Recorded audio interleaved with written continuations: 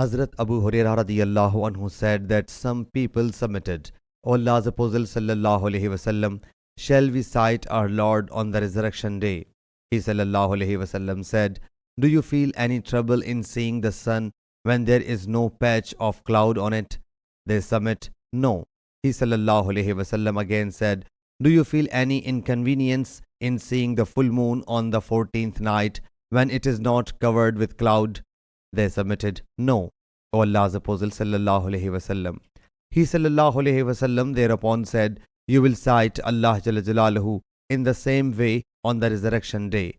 Allah Jalla Jalaluhu will assemble the people likewise and say, let everyone follow what he used to defy. So the sun worshippers will join the sun, the moon worshippers will join the moon, the idol worshippers will join the idols. Thus only this ummah, hypocrites included, will be left. Then Allah Jalla Jalaluhu will come to them in the form other than they know, as it befits His sanctity, and say to them, I am your Lord. They will say, we seek refuge with Allah Jalla Jalaluhu against you. We will stay here until our Lord comes to us. And when our Lord will come to us, we will recognize Him. Allah Jalla Jalaluhu whereupon will appear to them in the form they know and say, I am your Lord. They will say, you are certainly our Lord, and join Him. And then a bridge will be set up over hell. Allah's Apostle sallallahu alaihi wasallam then said, I will be the first one to move across, and that day the Apostles alayhimus salam will supplicate, O Allah Jalla Jalaluhu, keep safe, keep safe. The hooks like the sudden a plant, thorns will be affixed to it. Have you seen the Sadan thorns? They will submit, O Allah's Apostle sallallahu alaihi wasallam, why not? He sallallahu alaihi wasallam thereupon said, they will be like the Sadan thorns, but none saves only Allah Jalla Jalaluhu knows their size. Those hooks will grab the people as per their deeds. So some people will perish due to their deeds, some will get delivered after being torn to pieces.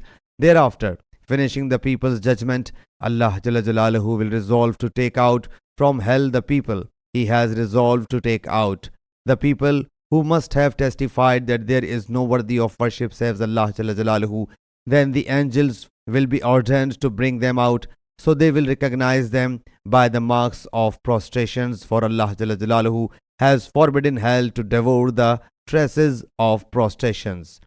They thereupon brought them out, whereas they will have become like charcoal. Then water called water of life will be poured over them. They thereafter revive as a seed sprouts on the bank of a river. Then a man facing hell will say, O Lord, its smell has teased me, and its heat has incinerated me. So turn my face away from hell. He will continue supplicating Allah Jalla Jalaluhu for it. So Allah Jalla Jalaluhu will say, will you ask me for something else if I grant it to you? He will submit, no.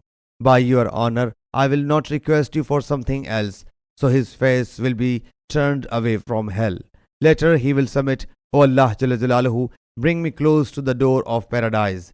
It will be said, did not you give word that you would not ask anything else? Woe to Adam's progeny. How betrayer of promises are you?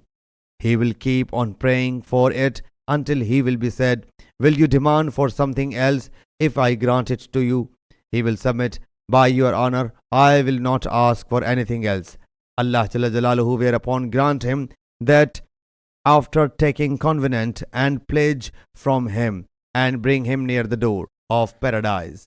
When he will see what is therein, he will remain silent as long as Allah Jalla Jalaluhu pleases, and then submit, O Lord, admit me to paradise. It will thereupon be said to him, did not you promise not to beg for anything else? Alas, how much untrue to promise Adam's progeny is. He will submit, don't make me the most ill-fated person amongst your creatures. So he will keep on invoking until Allah Jalla Jalaluhu laughs as it befits His sanctity.